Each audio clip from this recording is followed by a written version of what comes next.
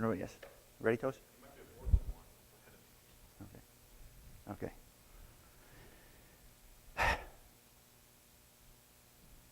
The guy you see standing before you today is not the guy I was.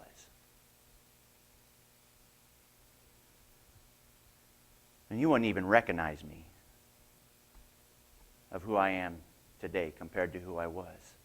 So let me see if I can help you out. See if I can help paint this picture for you. The guy that I used to be before I became who I am today.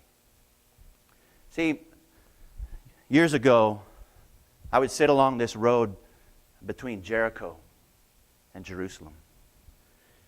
And I would sit because I couldn't really do anything else. I would spread out my cloak. There's times I would spread it out. And I would sit at this gate along this road between the gate of Jericho and Jerusalem, and I would beg for money. I would beg for food. I'd beg for anything because, there was nothing else I could do. I couldn't do anything else.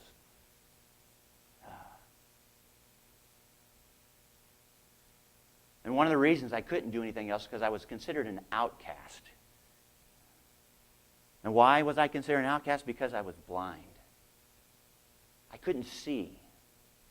I couldn't see with my eyes. I couldn't see with my mind. I couldn't see with my heart. I couldn't see, and all I was concerned about was me and how I was going to get by day. But I kept hearing a story. Well, maybe this will help you. My name is Bartimaeus, son of Timaeus. And depending on where you're from, my dad, Timaeus, depending on where you're from, his name to some people meant honor, meant wealth. And so I was considered, depending on where you're from, I was considered an honored one. But if you're not from this particular area, my father's name meant impure, worthless. And so I was considered an impure one, son of an impure one. And that's kind of how I felt throughout my life as I grew up. I was blinded. I was blind from birth. And so I felt I was impure. I was imperfect. And so I was an outcast. And so as I would sit along this road between Jericho and Jerusalem, that's how they treated me, as an outcast. Impure. Like I wasn't worth anything. Like I was worthless. I was useless. That I would have been much better off if I was just dead. And so I didn't have much self-worth. So I begged. I begged for money. I begged for food. Whatever it is I could get. Because there was no way else I was going to get anything. I couldn't get a job because I was an outcast. Nobody liked me. Nobody cared about me. Every now and then someone would try and be nice and generous. But, I think they thought because I was blind that maybe I was deaf too. Because I would hear what they would say. They would say things that people shouldn't say about people. They would laugh at me. They would make jokes about me. They would even try and fool me with the things that they laid on my cloak. Like it was going to be something I could use. And then they would kind of chuckle when I would pick it up and realize it wasn't gold or silver. And they would laugh. And they didn't treat me very well. But there was something inside of me that had a glimmer of hope. Because, from Jerusalem to Jericho, it's the pathway from Jericho to Jerusalem. People would go there. They would stop by in Jericho on their way to Jerusalem. And I would hear stories about this guy named Jesus. I don't know what it was about him. But I would hear stories that he was someone that he healed people, that he brought dead men to life, that he healed lame people. They were able to walk, and that he healed blind people. And something within me, I was like, is this Jesus? Is this Jesus? Is he ever going to come by this way? Is he ever going to come on this road on his way from Jericho to Jerusalem, or even the other way around? But is he going to come? And if he does, would he stop and would he heal me? Would he give me sight? Would he make me to see? And so there was always something within me that I just hoped, and hoped without hope. Well, not even without hope, because if I didn't have it, then I wouldn't keep coming back. And I wouldn't keep waiting and watching and listening. Because when you're blind, you got to have my other senses, my other physical senses were heightened. My hearing, my sense of smell. I mean, I love to smell the fresh baked bread from Hadassah's bakery in Jericho. And how I longed to find that place and taste that warm bread. There's nothing like a warm piece of bread on a chilly day. And the sounds I would hear, I'd hear children playing, and I longed that one time when I was, as a child, I wish I could have been able to run and laugh and just have a great time as a child. I'd hear their laughter, and I kind of was envious of their laughter. But then that laughter reminded me that there is hope. And I hoped that one day Jesus would come by my way. Well, it happened to be on this one particular day. Passover was getting ready to take place, and I knew that there were more people in Jericho, and I was like, oh great, I'm gonna hit it big. People are gonna give me lots of money, and because there's lots of people. But then I was like, wait a minute, maybe Jesus is gonna come by this time, because he's gonna go to Jerusalem on the way to Passover. I mean, he's got to go. He's got to come this way. This is the main thoroughfare. This is the main route. He's got to come this way. And so on this particular day, I was still sitting, and I want to, a little bit about my cloak first.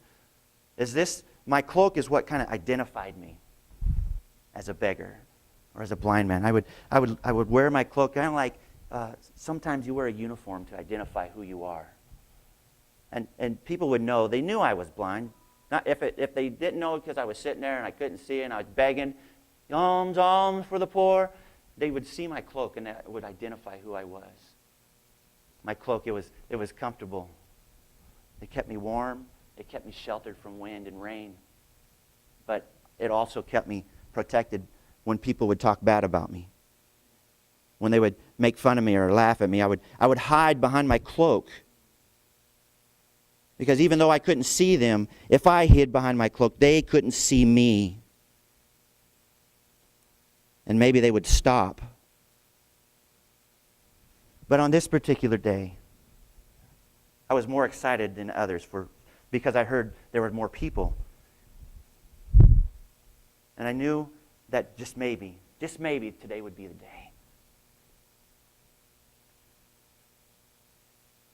Well, it wasn't much long.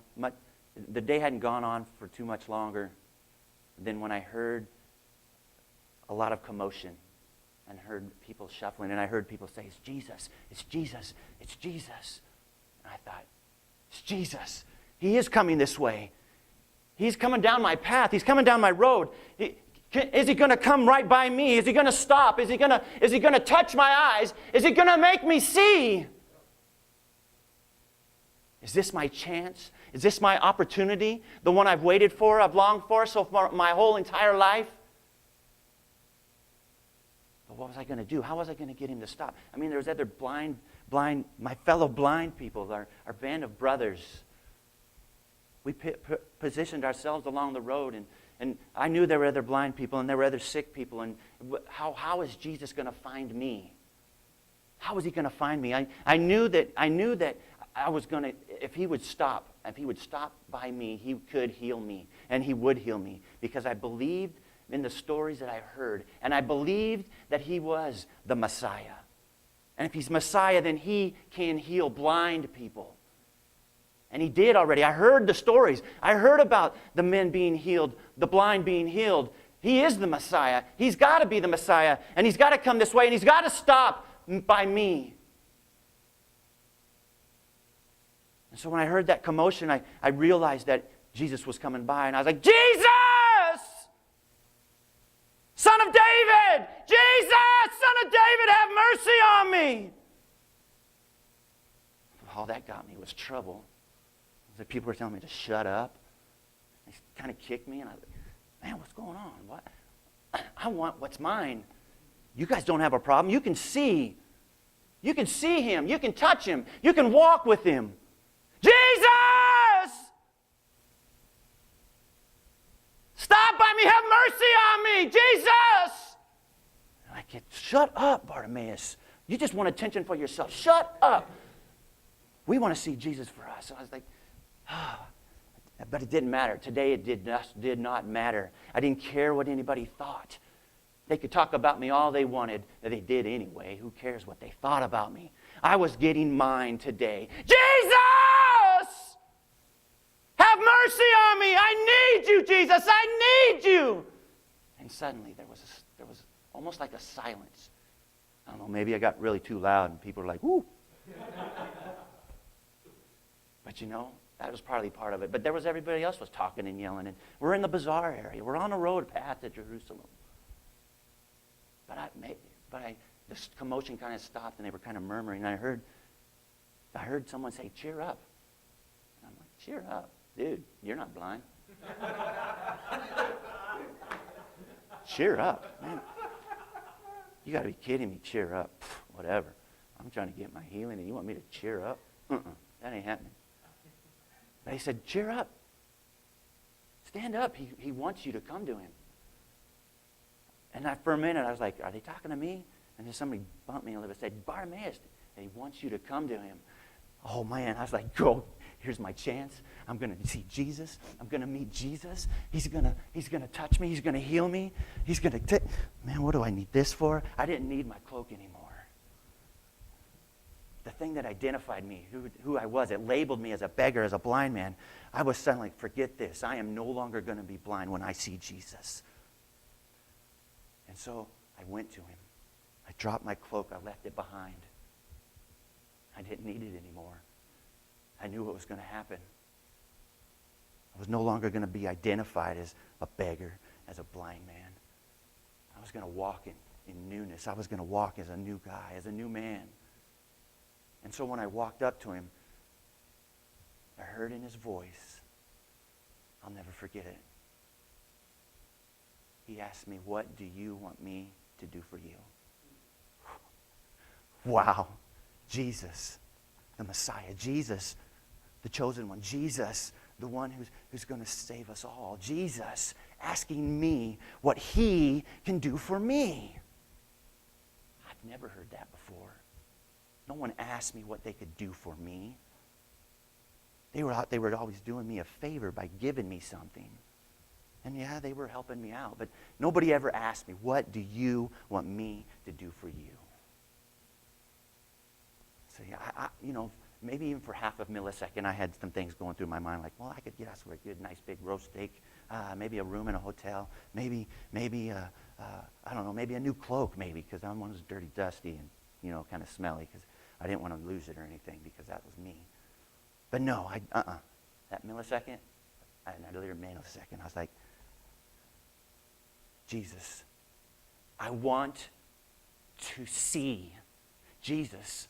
I want to see the world. Jesus, I want to see my friends. I want to see my family. Jesus, I want to see you. And then he said, go. Your faith has healed you. And immediately the face of Jesus appeared before my very eyes. And I had to pinch myself because I thought I was dreaming. Because I've waited so long for this time to see Jesus, to be healed, to be able to see. But no, it wasn't a dream. I saw everything around me, but the thing that I saw the most was Jesus' face right in front of me.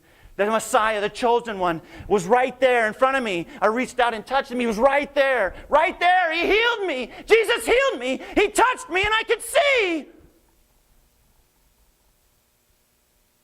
I could see. I could see. What am I going to do now? I could see. There were so many things I wanted to do. I wanted to run through the streets with the kids. I wanted to laugh and play. I wanted to even roll in the dirt with them even at my old age. It didn't matter. I could see. I wanted to go walk up to Hadassah and eat some bread with her. But no. There were more important things to do. I had to follow Jesus. I had to follow Jesus. There was nothing else I could do. I had to follow Jesus. I thought this whole time, back before I met Jesus, that he was going to fix me. I mean, because that's what you do with broken things, right? You fix them. And so this whole time I've been thinking I'm going to get fixed. And yes, I can see now, I can see your Start Trouble sweatshirt. I can see your Chicago White Sox hat. I can see your plaid shirt, Tanner. Oh, Aaron, I can see you in that you're not wearing a microphone today. I can see you. I see Toshi back there recording. I see Dan getting nervous as he's getting ready to go. I see Dr. Carell taking notes. I can see. I can see. But you can see too. But I thought Jesus was going to fix me, and he didn't fix me. What Jesus did, what Jesus did, and he can do the same for you. Because I found myself being labeled by this cloak, being labeled by this, the label no longer fits me, because I was no longer fixed to it, but I was now free. See, Jesus didn't fix me. Jesus freed me. I'm not fixed. I'm free. I'm free. I'm no longer bound by this cloak. I'm no longer bound by the fact that I can't see. And that's what Jesus did for me, and that's what he wants to do for you. He doesn't want to fix your problem. He doesn't want to fix your marriage. He doesn't want to fix your relationships. He wants to free you from the things that bind you. And when we're free, and we can follow Jesus and serve him.